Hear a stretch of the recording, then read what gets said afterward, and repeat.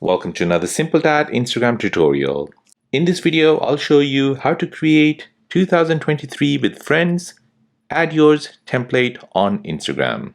So if you're looking for the 2023 with friends, add yours template on Instagram, then let me show you how to find it and how to use it. So first you want to go ahead and open up your Instagram app. Once it's open, go ahead and tap on search.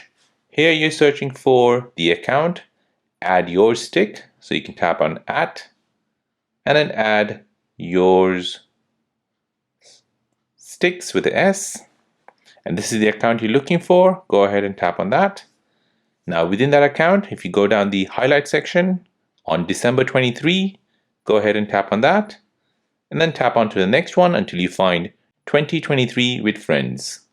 So if you see this, go ahead and tap on add yours. And now from here, you can go ahead and post a picture from your phone library or take a picture with your friends. Once you're happy with that, go ahead and tap on your story and that will post it to your story.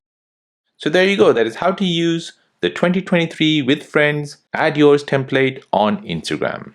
Now, if you're new on the channel and you want to find out more about your iPhone, your Android phone, or any other social media apps, then don't forget to subscribe to this channel.